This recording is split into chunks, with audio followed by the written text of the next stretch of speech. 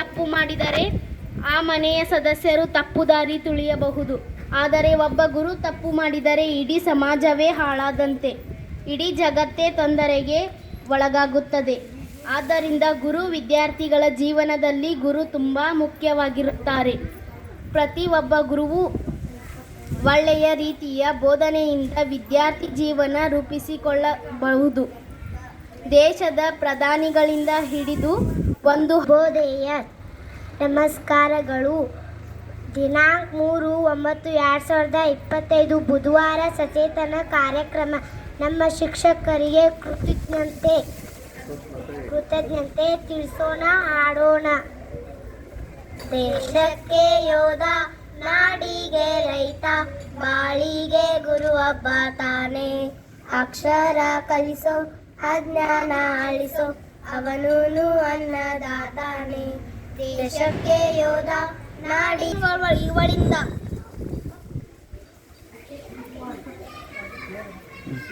ಇಂದಿನ ಸಚೇತನ ಕಾರ್ಯಕ್ರಮ. ತರಗತಿ 3 ಶಿಕ್ಷಕರ ಬಗ್ಗೆ ಪುಟ್ಟ ಕವನ. ಬದುಕಿಗೆ ದಾರಿ ತೋರಿದ ಗುರುಗಳು ನೀವು, ಜ್ಞಾನದ ಬೆಳಕು ಹರಿಸಿದ ಜ್ಞಾನಿಗಳು ನೀವು, ನನ್ನ ವ್ಯಕ್ತಿತ್ವವನ್ನು ರೂಪಿಸಿದ ಶಿಲ್ಪಿಗಳು ನೀವು. ತಮಗೆ ಶುಭಾಶಯಗಳು, ಎಂದಿಗೂ ನೀವು ನಗುತ್ತಿರುವಿರಿ, ಎಲ್ಲರಿಗೂ ಬೆಳಕಾಗುವಿರಿ, ನಮ್ಮ ಜ್ಞಾನವ ಓಡಿಸುವಿರಿ, ಎಲ್ಲರ ಮನಸ್ಸಲ್ಲೂ ಸದಾ ನೆಲೆಸುವಿರಿ. ಗುರುವೇ ಪಾಠವಲ್ಲ ಪಾಠದ ಹಿಂದಿನ ಜೀವನ ಕಲಿಸಿದವರು, ಅಕ್ಷರವಲ್ಲ ಅಕ್ಷರದ ಅರ್ಥ ತಿಳಿಸಿಕೊಟ್ಟವರು, ತಪ್ಪು ಮಾಡಿದಾಗ ತಪ್ಪು ತಿದ್ದಿ ಬುದ್ಧಿ ಹೇಳಿದವರು, ತಪ್ಪು ತೋರಿಸಿ ನನ್ನ ಹೃದಯ ಜಲಿಸಿದವರು ನೀವೇ ಗುರುವೇ. ಕುರಿತು ಮಾತು ಲಕ್ಷ್ಮೀ ಕಡಬಿ ಇವಳಿಂದ. ಎಲ್ಲರಿಗೂ ನಮಸ್ಕಾರ. ನನ್ನ ಹೆಸರು ಲಕ್ಷ್ಮೀರ ಕಡಬಿ. ತರಗತಿ 3. ಇಂದಿನ ಸಚೇತನ ಶಿಕ್ಷಕರ ಮಹತ್ವ. ಇಂದು ನಮ್ಮ ಜೀವನದಲ್ಲಿ ಅತ್ಯಂತ ಮಹತ್ವ ಪಾತ್ರ ವಹಿಸುವ ಶಿಕ್ಷಕರ ಬಗ್ಗೆ ಮಾತನಾಡಲು ಬಯಸುತ್ತೇನೆ. ಶಿಕ್ಷಕರು ನಮ್ಮ ಜೀವನದ ಶಿಲ್ಪಿಗಳು.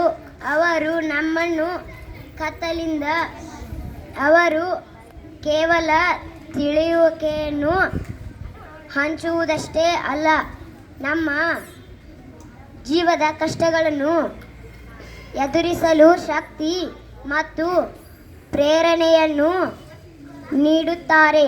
ಗುರುಗಳೇ ನಮ್ಮ ಭವಿಷ್ಯವನ್ನು ಬೆಳಕಿಸುವ ದೀಪಗಳಾಗಿದ್ದು ನಮ್ಮ ಇಬ್ಬರು ಶಿಷ್ಯರು ಎಂಬ ಸೊಗಸಾದ ಕಥೆಯನ್ನು ಕೇಳೋಣ. ವಿಜಯ ಶರ್ಮಾ. ಗುರುಗಳು ತಮ್ಮಲ್ಲಿದ್ದ ಎಲ್ಲಾ ವಿದ್ಯೆಯನ್ನು ಅವರಿಗೆ ಧಾರೆ ಎರೆದು ಅವರನ್ನು ವಿದ್ಯಾ ಪಾರಂಗತರನ್ನಾಗಿ ಮಾಡಿದರು. ಒಂದು ದಿನ ಗುರುಗಳು ಶಿಷ್ಯಂದಿರನ್ನು ಕರೆದು, ಶಿಷ್ಯರೇ, ಇಂದಿಗೆ ನಿಮ್ಮ ವಿದ್ಯಾಭ್ಯಾಸ ಮುಗಿಯಿತು, ಇನ್ನು ನೀವು ಇಲ್ಲಿಂದ ಹೊರಡಬಹುದು ಎಂದರು. ಅದನ್ನು ಕೇಳಿ ಶಿಷ್ಯರು, ಗುರುಗಳೇ, ನಾವು ಮುಂದೇನು ಮಾಡಬೇಕೆಂದು ಸಲಹೆಯನ್ನು ಕೊಡಿ, ನಾವು ಅದರಂತೆ ನಡೆದುಕೊಳ್ಳುತ್ತೇವೆ ಎಂದು ವಿನಂತಿ ಮಾಡಿಕೊಂಡರು.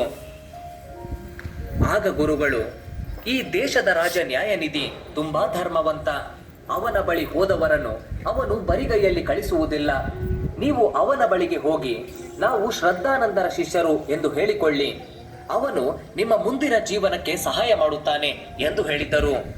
ಶಿಷ್ಯರು ಗುರುಗಳಿಗೆ ವಂದಿಸಿ ಆ ದೇಶದ ರಾಜ ನ್ಯಾಯನಿಧಿಯ ಬಳಿಗೆ ಹೋದರು. ನ್ಯಾಯನಿಧಿ ಅವರನ್ನು ಕಂಡು, ನೀವು ಯಾರು, ಎಲ್ಲಿಂದ ಬರುತ್ತಿರುವಿರಿ, ನನ್ನಿಂದ ಏನಾಗಬೇಕು ಎಂದು ಪ್ರಶ್ನಿಸಿದನು.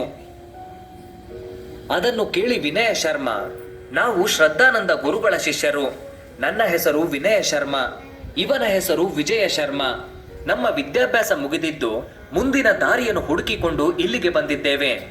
ಗುರುಗಳು ನಿಮ್ಮ ಹೆಸರನ್ನು ಹೇಳಿ, ನೀವು ನಮ್ಮ ಮುಂದಿನ ಭವಿಷ್ಯಕ್ಕೆ ದಾರಿ ತೋರುವಿರೆಂದು ತಿಳಿಸಿದರು ಎಂದು ಹೇಳಿದ. ಅವನ ಮಾತುಗಳನ್ನು ಆಲಿಸಿದ ರಾಜ, ಆಯಿತು, ನನ್ನಿಂದ ಏನು ಸಹಾಯವಾಗಬೇಕು ಹೇಳಿ, ವ್ಯವಸ್ಥೆ ಮಾಡುತ್ತೇನೆ ಎಂದನು.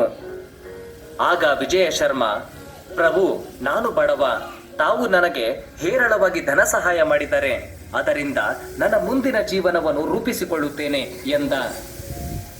ರಾಜ ವಿನಯ ಶರ್ಮನ ಕಡೆಗೆ ತಿರುಗಿ, ನಿನಗೇನು ಸಹಾಯ ಬೇಕು ಎಂದು ಕೇಳಿದ.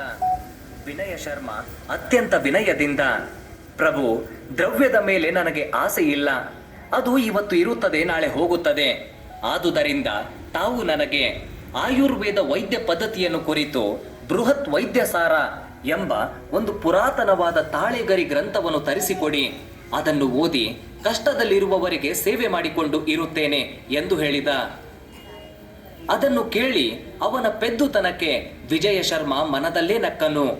ರಾಜನು ಅವರಿಬ್ಬರ ಇಚ್ಛೆಯಂತೆ ವಿಜಯ ಶರ್ಮನಿಗೆ ದ್ರವ್ಯವನ್ನು, ವಿನಯ ಶರ್ಮನಿಗೆ ತಾಳೆಗರಿ ಗ್ರಂಥವನ್ನು ತರಿಸಿಕೊಟ್ಟನು.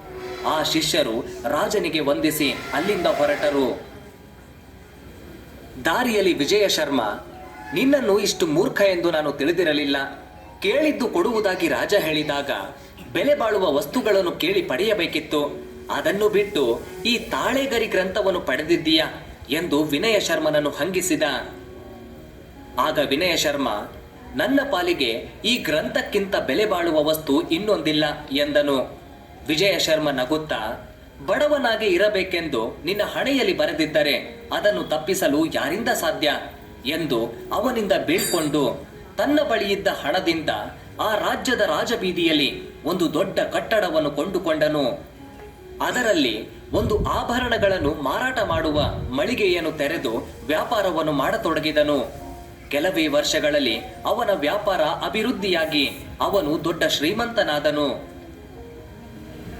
ಅತ್ತ ವಿನಯ ಶರ್ಮನು ಒಂದು ಹಳ್ಳಿಯನ್ನು ಸೇರಿಕೊಂಡು ಅಲ್ಲೇ ಒಂದು ಗುಡಿಸಲಿನಲ್ಲಿ ಇದ್ದುಕೊಂಡು ದಿನವೂ ಭಿಕ್ಷಾನ್ನವನ್ನು ಮಾಡುತ್ತಾ